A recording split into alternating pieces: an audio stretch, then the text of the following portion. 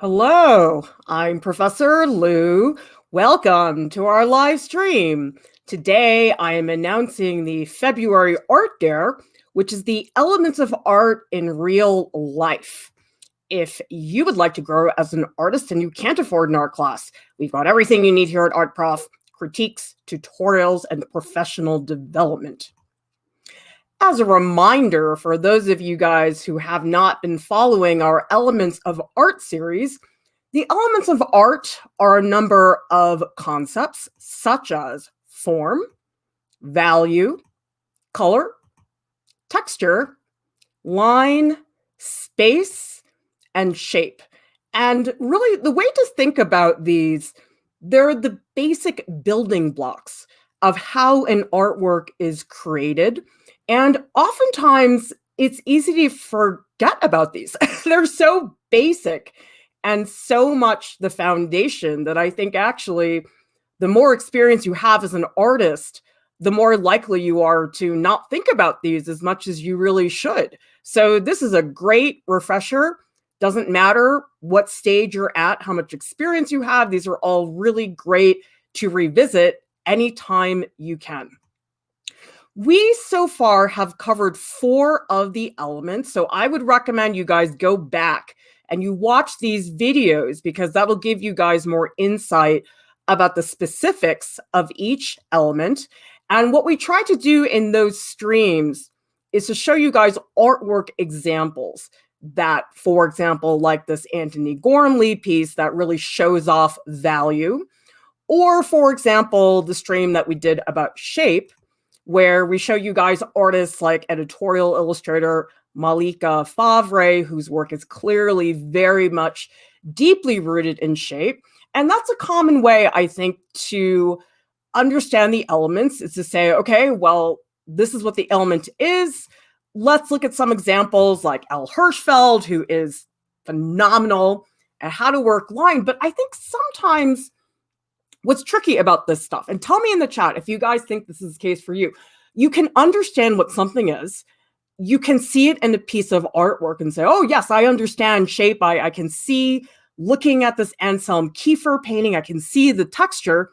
But that doesn't always mean that it's so easy to translate those concepts into your own work. And so really, what this art dare is an opportunity for you guys to take these abstract foundation concepts and to apply it to your everyday life and then create a bridge from there. You guys have heard me say a lot of art concepts, shadows, highlights, linear perspective, all these things, you have to see them in your life, in real life, before you can put them into your artwork. Because if you can't see and spot linear perspective, you can't draw it. You can't draw something that you can't identify with your eye. It starts with the seeing.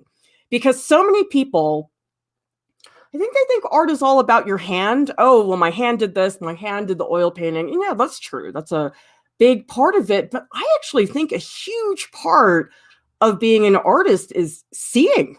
How do you spot something? How do you recognize what is worth doing? Because I've heard so many times where I'll say to students, okay, I want you guys to draw from life, okay? And the most common reaction I get is, well, if I draw from life, there's nothing to draw.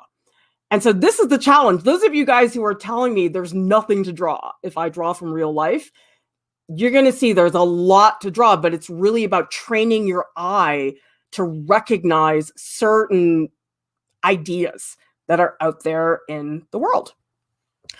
And so you guys, this is a photo challenge. I bet nobody saw that one coming.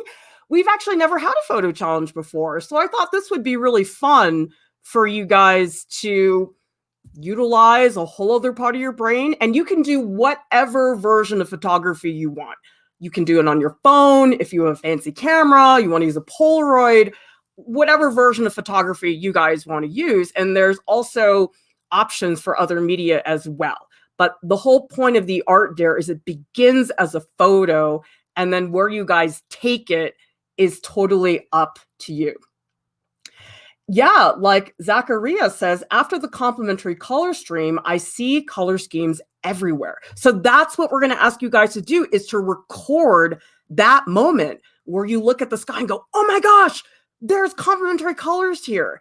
And it's like, once you start really looking for these things, life gets a lot more fun. I mean, it's like, even when you're bored in Trader Joe's standing in line, even when you're waiting for the cable guy to show up or whatever, you could find a way to make the most boring situation artistic. So that's really cool. Yeah, like Era says, have this moment. I was just staring at this object, suddenly started identifying the shadows and the figure. Yeah, so this is training your eye to recognize and to see potential in anything in any part of your real life. Okay, to complete the art dare, technically speaking, you have to shoot at least one photo for each element of art that we have a video on. So yeah, technically speaking, there's more than 4 elements of art, but we thought it would be easier if we just limited to the elements of art that we already have videos on. We will get to the others later on, but right now we only have 4. But this is what you're going to do. You're going to make one photo for line, one for shape, one for value, and one for texture. You can do as many as you want, but this is the bare minimum if you want to enter the art dare. And the Alpha says, this is great because I was looking for a challenge this month. Well, Alpha, we have an art dare every month. So if you guys are ever looking for a challenge, we pretty much always have a challenge ready for you guys to do. Okay. Let's talk about how to go about doing this, because the prompt sounds pretty easy. Oh, I go around, I look for texture and value. Okay, that's simple. It is and it isn't. Like, it can be that simple, but challenge yourselves to find something that's maybe less obvious. And it's okay if you want to start with the more obvious stuff, but I think you guys will find that it sounds like a really simple directive, but actually there's much more you can do within that directive. So have fun with this, you guys. Seven Angelic says, wish I had a better camera. Maybe this is an excuse to go shopping. You know what? You guys really don't need to have a good camera for this. I mean, you can. If you have a good camera, that's fine. But I would just say the average smartphone, it really is enough. And really, you guys, this challenge, yeah, it's about the photo. I mean, of course, the photo is your demonstration of, oh, I saw the value in this image. But it's actually more about the seeing part. The photo is more just evidence that you saw something. But of course, you can turn it into something more than that. But what I want people to really think about is, why did I see that? Why did it catch my eye? And so what I'd love to hear from you guys is not just, I saw this and this looks like value to me, but why? Why did that jump out to you? Because the thing is, a lot of real life is pretty boring and pretty ordinary. For example, I saw this. I thought this had a beautiful range of value. This is a crummy little piece of aluminum foil that was in the toaster oven. And it's like, how many people would really think about value when they're looking at this crappy piece of aluminum foil that honestly I should have thrown away a long time ago? So it's things like that. Like, where do you discover what's going on? Caroline asks, can we use Photoshop to enhance things? Absolutely. However you guys want to take this, that is actually part of the Art Dare Leap, which I will get into later. But yeah, you don't have to like take the photo and be done. Like, if you want to go in and you want to do some Photoshop work, or if you want to crop it, however you guys want to do it, it really is an exercise in terms of collecting all of these images. Zachariah says, can I use my phone to take photos? I'm not a photographer, so I don't have a camera. Yep, use whatever you guys have got. Does not matter. I think that's going to be really fun, actually, to hear about what types of cameras people use, and if that poses any limitations that maybe can stimulate the way you think about things, would be really, really fun. Sunday with George says, this is the eye training exercise I was looking for. I'm super excited. I've been watching a lot of theoretical videos and having trouble translating it to the art. Yeah, I mean, one of the reasons we did the elements of art exercise was because there's a lot of videos on YouTube where they're like, line is this concept. And I'm like, that's fine, but how are people actually going to apply that knowledge to their actual artwork? And that's a bridge that a lot of people do not bother to address. The same thing with anatomy. Can know all the muscles, but actually be really bad at drawing the human figure. So really, this is training your eye. It's less about the photo than it is about that seeing experience. And I would love for you guys to share those stories. Like, for example, I really like this image because it's got a great value range. And you know what? It's this random thing outside my house. You know, it's like in real life, nobody really thinks it's that interesting. But it's like when you stop and you look at what's around you, you're going to see all kinds of things that you just pass by every single day. So this is also, in my opinion, it's an exercise to get people to slow down, myself included. I'm the worst. I mean, I have no attention span. You know how they say, oh, it takes people 7 seconds to figure out if they want to keep watching a video? I'm like, more like 3. So I have like no attention span. But I found when I was walking around trying to find photos to shoot for this slideshow, you look at things very differently. And I think that's a really nice exercise to get people to slow down a little bit. Jason Jordan says, I needed a reason to take different photos than what I'm used to doing. That's why these art dares are great, because they only last a month, but they're such a nice opportunity to just do something totally different than what you typically do. And sometimes you end up with really cool results. Like this image here, you know what this is? This is so funny. This is my living room floor, and the shadows is from my guinea pig cage. It's like you would never know that's where this came from, which is really, really cool. Yeah, like Seven Angelic says, there's something interesting when you select some small detail, enlarge it to the point where it's hard to even tell what it was. Absolutely. Emma is asking, can you collage the photos? Yep. Manipulate, change, cut, rip, however you guys want to do this. The elements are just the launching pad. They are not where you're supposed to end up, because that's really what the elements of art are. They're building blocks. It's like the raw materials that you then process and manipulate as an artist to create your own thing.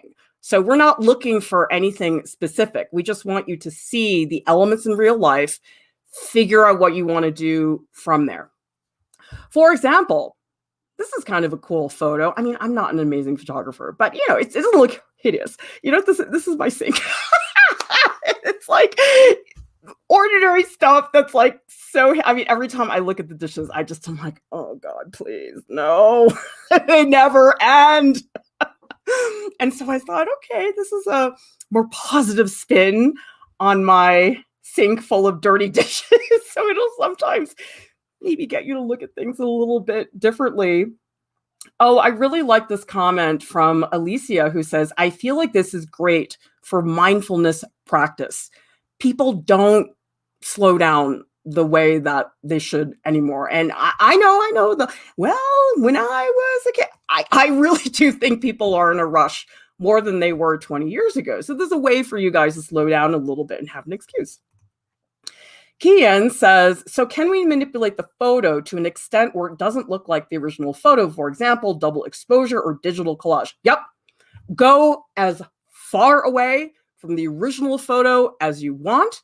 If you don't want to do any manipulation at all, that's fine too, if you want to just shoot the photo. But remember, this is about teaching you how to take an abstract concept like value and shape and texture, and then use it as a building block to make your own stuff. So I'm showing you really random examples. This is just stuff that I threw together. But if this takes you in a direction where all of a sudden you're exploring something else, great. That's the whole point of the elements. It's like these generic things you use to build, and then you customize it to whatever it is that you guys want to do. So like this image, I think is a beautiful pattern. Like, don't you love all the reflective surfaces? It's this hideous window in my bathroom. I hate this window. I'm like, what were you guys thinking? Like, oh my gosh, the second I have money, we're going to replace this window because it's so ugly. Actually, you know what? This is the bathroom that gets the really good light where I shoot all my reference photos. This poor bathroom is like my muse for all of my reference photos. But I actually hate this window, but it ended up being perfect for talking about values. So it's very funny the way that works.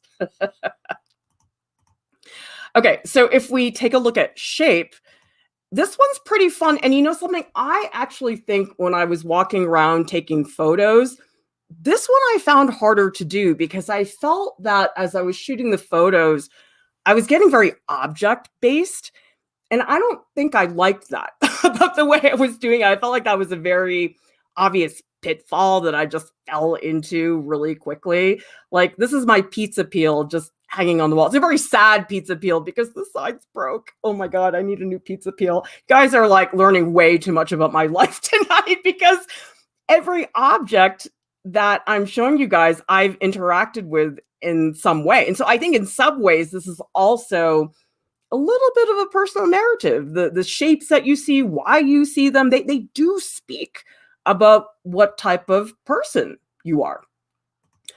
Michael is asking, so one could potentially create a full-fledged labored piece for this. Yep, up to you guys. It can go anywhere you want it to go. There's a huge amount of flexibility. We wanted it to be that way to make sure that you guys really felt that the elements were not holding you back, that the elements are helping you find your destination. Because tell me in the chat, you guys ever get those annoying projects like in high school where it's like, okay, everybody cut 3 triangles, put the triangle next to a circle. It's like these design projects, which honestly don't really teach you that much about shape. Or it's like those still lives where you just have to paint white spheres on a white background. I mean, I guess that's sort of teaching you stuff, but it's like it's so removed from real life that I didn't find them very helpful. Like, I think it's so much more helpful for me to go outside, look at the sunlight, which is very bright, direct lighting, and say to myself, wow, look at the shapes of those shadows that those rocks are creating, and look at how dramatic they are. That, to me, contextualizes what sometimes I think are too abstract for a lot of people. I'm a very concrete person. Like, I need something very specific to lead me in that direction. Pat says, I'm looking through my favorite photos I've taken, identifying the art elements that contribute to make them my favorite. So that's why I like them so much. That's a great exercise, Pat. I mean, if that helps you guys go through your work and say, where do I see myself using shape? Where do I see myself using light? Like, chances are you guys are probably already doing it. You just haven't taken the time to look. And I think sometimes stopping, looking, and just really engaging like that, it's wonderful. Because I mean, I'm all into making the work, but there's something really nerdy and fun about looking at your dining room lamp and going, look at those shapes. I think I'm going to put that in the slideshow for the art there tonight. I'm such a dork. I have such a like silly life when I think about it. It's really funny. All right.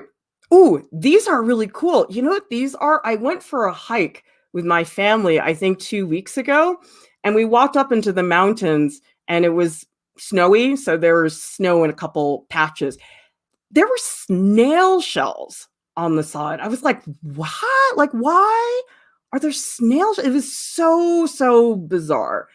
And if you guys want to see the landscape where these snail shells were, they're actually on the Flickr page, so you guys can check them out. And these are tiny, tiny shells. They're like this big, like seriously, maybe 1/4 of an inch, tiny. But I love the shape. They're just really, really satisfying. Pressy, sorry if I mispronounced your name. I'm confused with shape and form. That is very common. And I will say that they definitely overlap. If it helps you, I think the most simple explanation is that a lot of people think about shape as far as like a 2D shape, and then the form is something that's more 3D. So you could say, okay, the form of these snail shells is they're very round, they're almost like spheres, but you could say, I'm figuring out the shape by tracing the contour of the shell. People can disagree with me. That is my in a nutshell definition, but don't worry about anything precise. I mean, nobody's going to bother you if we think things are a little bit different than maybe the way we perceive it. And that's fine. I think that's totally okay, you guys. Like this is sitting on my desk. It's this brush holder that I think my mother gave me many years ago. It's for those Chinese sumi brushes. And it's one of those objects, because I was unpacking, I'm like, I don't know where to put this. Okay, I guess it's going on my windowsill. So I just see this thing every single day. So even things that you take for granted, things that are sitting on your desk that you're like, oh, bunch of Post-it notes, who cares?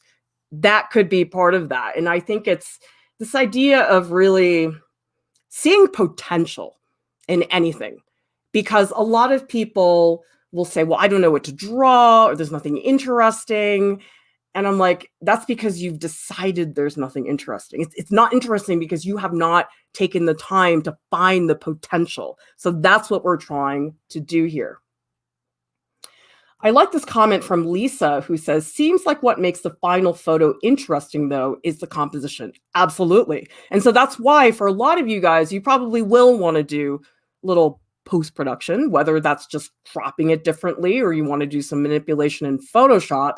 But yeah, I mean, composition is huge. And you guys will probably notice that the photos I took of the shapes in real life, I mean, I purposely made them sort of hideous because you can see. So here's my photo of the shape, but this is what I'm photographing. It's like this mushroom growing kit that I'm like obsessed with now. Oh my God, this is the most satisfying thing. I had no idea these things existed. So it's just sitting on my kitchen and I like spray it every day. You know, it's ugly and there's other stuff lying around, but it's like, look at the difference between this photo and this photo. Light years, like you would never guess that this is the same object as this. And so this is where you have to get creative about point of view, about lighting. Do you zoom in? Do you zoom out? There's a lot of decisions to make because anybody can just snap a photo. But I'm asking you guys to stop and think about composition, about the elements that you're doing. How are you going to get those organized? Jackie is asking, so do you post the photos and the artwork? That is up to you guys. You can do it however you want. If you want to show us the finished photo as you want it, or if you want to like take a photo like this one where you're like, okay, hey, this is actually my mushroom kit, even though it looks better in the final photo, it's up to you guys. Yeah, keep asking us questions. I know a lot of times with the art dares, there's different scenarios. So yeah, just let us know and I'm happy to answer.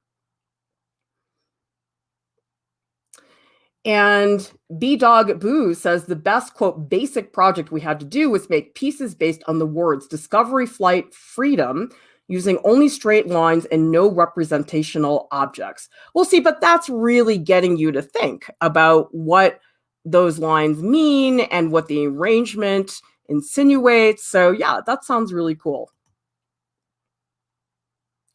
So this one, I was proud of this one, guys. This one is shape. And I like how abstract it came out. And actually, it's just a bunch of walls in my living room. My living room has this funny arrangement. It's got this like big red wall in the middle. It's really weird. We live in a very funky house, which is so fun. And if I stood at a certain angle, it really looks like cut out sheets of paper, which is very funny because it's a huge space that you should be able to navigate. But because of the photo, I was able to change that quite a bit. Blue Wolf is saying that scoop. Oh yeah, let me go back and show you guys this scoop. Okay, this is because one of my family members is a violin maker. And so we have all these random appliances that have violins on them. Like we have a letter opener, we have a cheese cutter, a screwdriver. I feel like we have other stuff too, but yeah, they all have violin handles on them. Yeah, so again, this is where the objects tell a story. It's not just the photo. It's about how that's actually happening.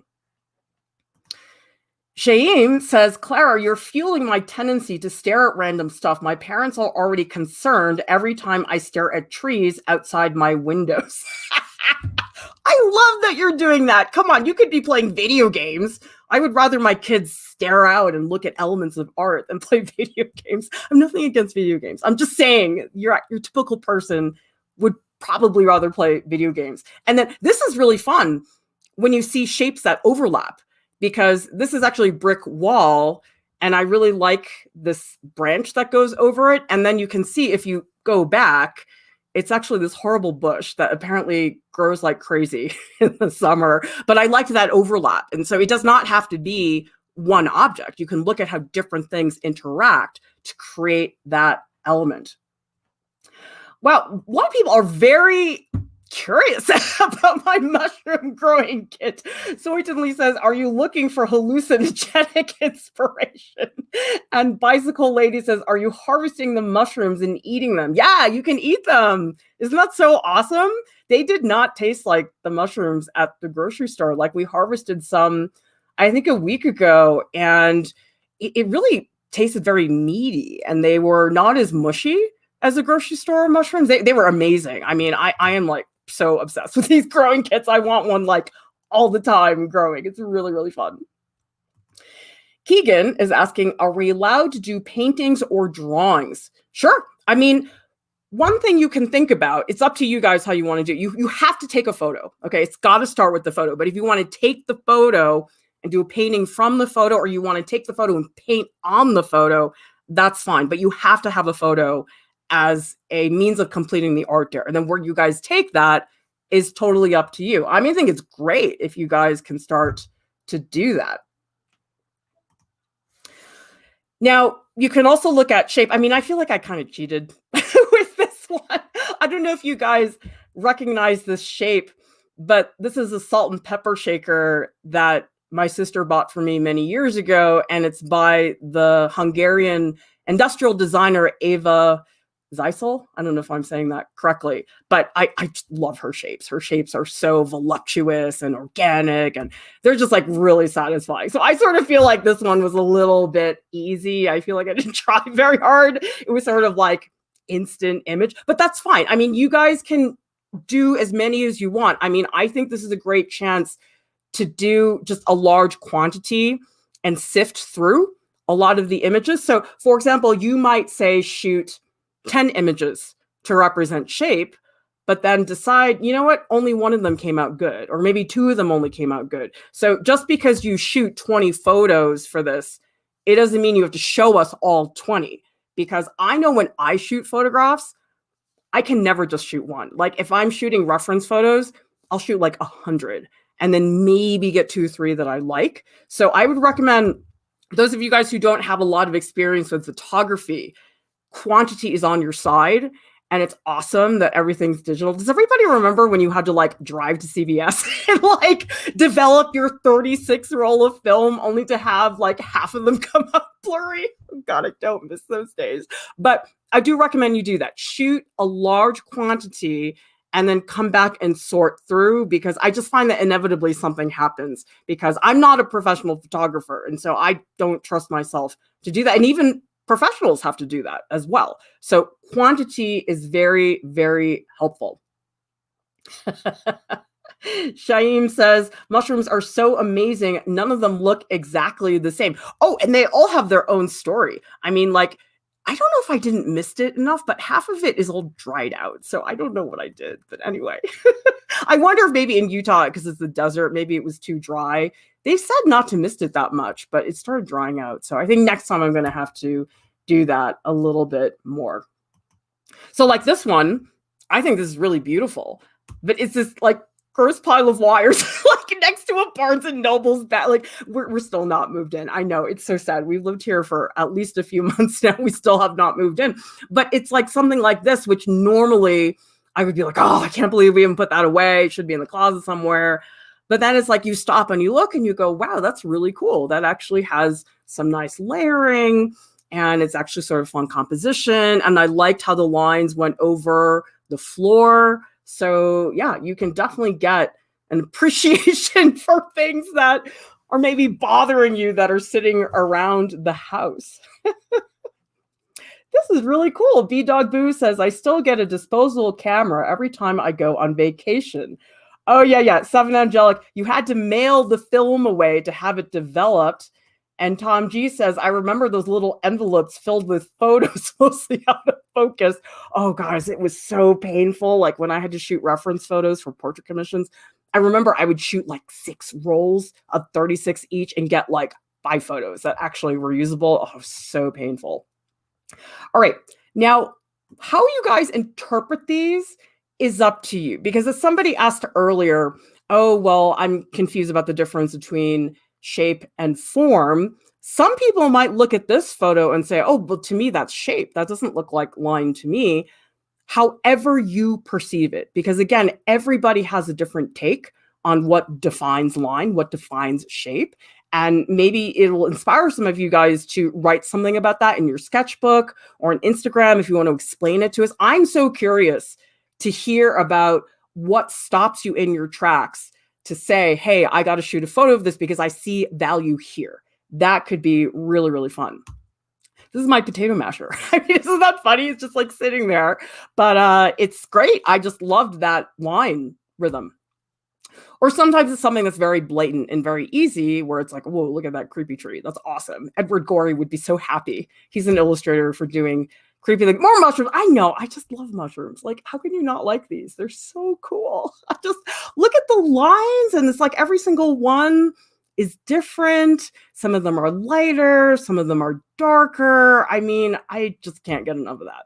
Like, look at this. These are actually just my earbuds. Like, these are sitting on my desk pretty much all day, every day, because I use them so my daughter doesn't have to listen to my horrible music as she explains it. But it's like, if you look at it the right way, it actually can be very elegant. Like, who would ever think that headphones could be elegant? You wouldn't think about them that way. But the thing is, if you look at them that way, that can definitely happen. Like this thing, I think is pretty cool, a little trippy, but it's this wedding present we got. It's just sitting on the counter. Like, it actually looks really ugly on top of this quilt. But then when I actually held it up so I could get a better view. So it's up to you guys. I mean, you can just shoot it as it is. If you want to set it up, you can do that too. Completely up to you guys how you want to do it. Texture. Oh man, did I have fun with this one. Especially like if you really zoom up. This is funny. These are actually these like Parmesan crackers. My daughter's like really obsessed with them because they have them at the local market. We never had them before, but I buy them all the time. And it's like, if you look at the melted pieces of cheese, it's actually perfect for texture. So it's awesome. Hello, Aza says, I remember watching your videos. It got me through so many art difficulties. Seriously, I'm pretty sure I was 14. Now I'm 17. I just got nostalgia seeing this again. Oh, that is so cool, Aza. Thank you so much for watching and for letting us know. I know, it's like Art Prof has been around for a while. I mean, not that long, but it's funny to me that now people can say, I've been watching you for years. And I'm like, whoa, like that kind of blows my mind to think about that. Or sometimes it's a funky tree. I mean, there's no end of funky trees in Utah. I mean, I feel like I could live here forever and only paint trees and never run out of things to do. This was actually one of my family members was doing some stargazing. And so we went late at night to stargaze with them. And I like this weird, eerie color that was in this landscape, because I think there was like a street lamp on it. So the lighting was a little bit strange. So sometimes it can be when you're out, sometimes it can be in your home. It's like basically anywhere you are. And then, you know, what's fun about this, there's a story behind all of these things, like all these stories that I'm telling you guys. It says something about me, which is basically, I walk around preparing Art Prof slideshows all day. That's pretty much my life most of the time. Yeah, like Era says, sometimes you get the photos from the unexpected things, like a mess, is a way for me not to be organized. Yeah. Dara says, that looks like that abstract painting at the beginning of the stream. Yeah, isn't it amazing? All those things. And then this thing, which is so pretty, it's the stupid loofah that I bought at CVS. And it's really pretty. Like when you get up close and you look at all the undulations and the lighting and the you can do really, really fun things. I mean, this one I had to pose. Okay. I did not shoot it just sitting on the bathroom like that. So that's something you might think about. You might actually set up the lighting, set up the point of view, but it's up to you. I mean, sometimes something really random is totally fine. Like, isn't this weird? This eerie green thing, you know what it is? It's a mop. It's a hideous mop, but it's just sitting in my pantry. And I was like, oh, that's really cool. I sort of like that. Let's do that as a texture. Sometimes it's, what did they call this? I got it at Whole Foods. I think it was called Carnival cauliflower. It's purple. But you know what's funny? I roasted it for dinner. And then the next day when I was eating it for leftovers, it was blue. I was like, okay, this is weird. I think I don't like my food changing colors this much. Tiang is asking, are the mushroom growing kits reusable?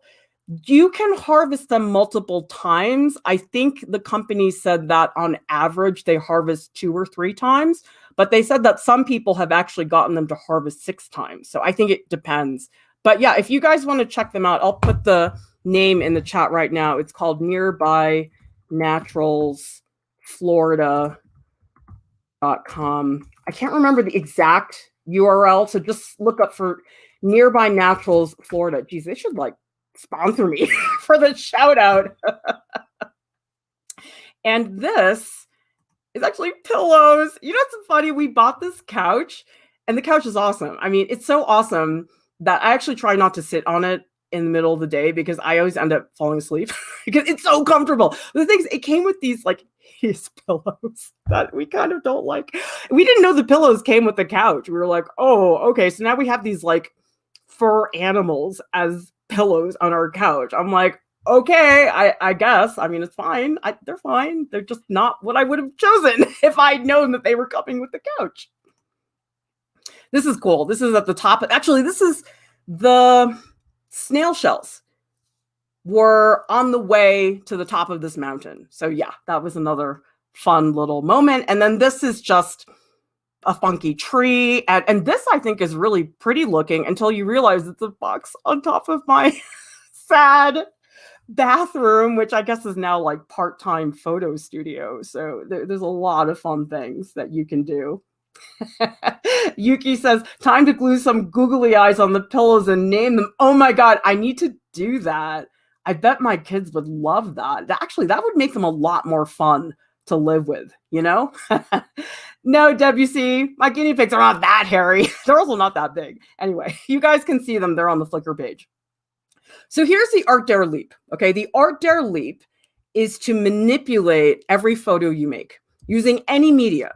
If you guys want to collage it, if you want to paint on the photo, if you guys just want to go into Photoshop and just play with colors and composition so that the first photo is just a starting point.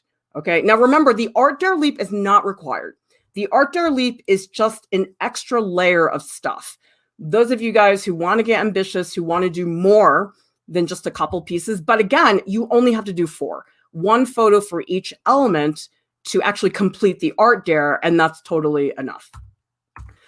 So I want to show you guys, because the Discord has been awesome for the Art Dares. So if you guys are not in the Discord, the invite link is in the video description below. And let me show you guys, we have a channel, it's called Art Dares, and it's awesome because people are able to post their stuff and you can see what other people are doing and get inspired, because that's the funnest thing about these challenges, that you have a whole community of people who are working on the same thing, thinking about the same ideas, and you guys can help each other out.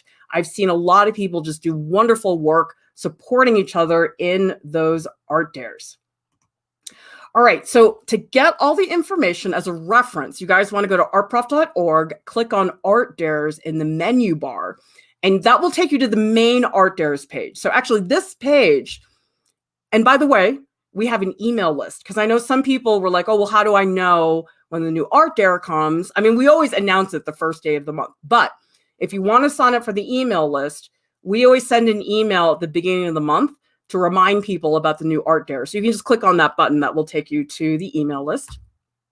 But then if you go to this page and you scroll down, you can actually see all the past Art Dares. So if anybody here is like, hey, I need some prompts, I need some inspiration, go back and do some of the old Art Dares. That can be really fun to do. So at the top, that's where this month's Art Dare is. where you see the bok choy. Just follow the bok choy. That will take you to where you need to go. This has the main page, which has all the information about the Art Dare. And if you guys scroll down, we do have an Art Dare upload form. This is if you want to submit, but you don't have Instagram. If you don't have Instagram, use the upload form. That'll be fine. But I will tell you guys, despite having the entry form, we really, really prefer people to submit on Instagram.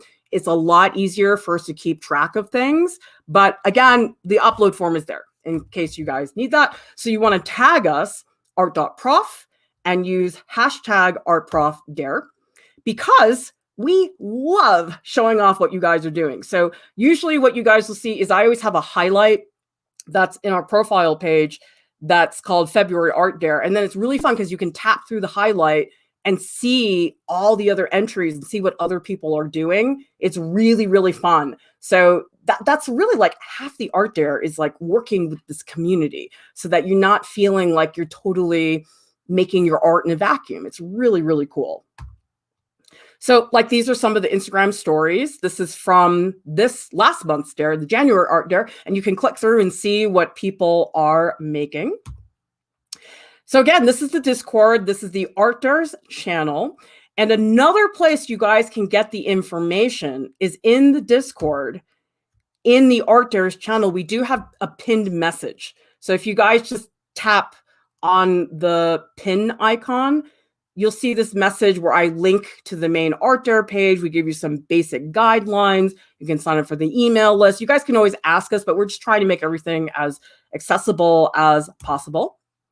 And then next month, we always do a video where we have featured entries in a video. So even though we have lots and lots of people who do it, we try to show like 9, 8, 10 artists just to give you guys a shout out and show you what everybody's doing. But really the fun part is like being in the Discord, seeing what other people are doing. That was always my favorite part about art school, was just seeing how so many different people respond to the same prompt is really cool.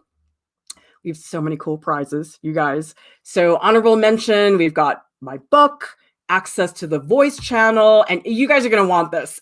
Cat's comic journal. Oh my God, this is brilliant. I mean, I know Cat's like, oh my God, so cringy because it's from middle school. I'm like, it's hilarious. So this is a really fun thing.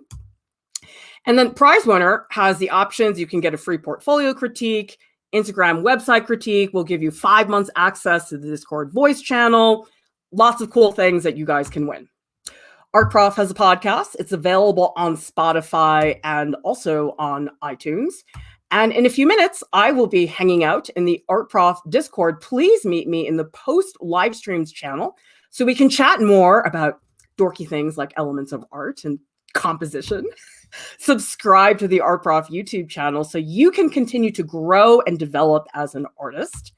And thank you so much to our top Patreon supporters. Thank you guys all for contributing to the raffle. That was amazing. You guys really came out for us. And look at this.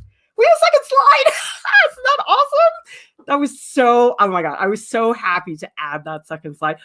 But you know what? These people are lonely. So if you want to keep the people on the second slide company, you can always donate anytime you want. You don't have to wait for the raffle, but everybody, thank you so much. That just, oh my God, really is giving us the resources we need to make sure we stay 100% free and accessible. Everybody, thank you so much for watching. I'll see you next time. Bye.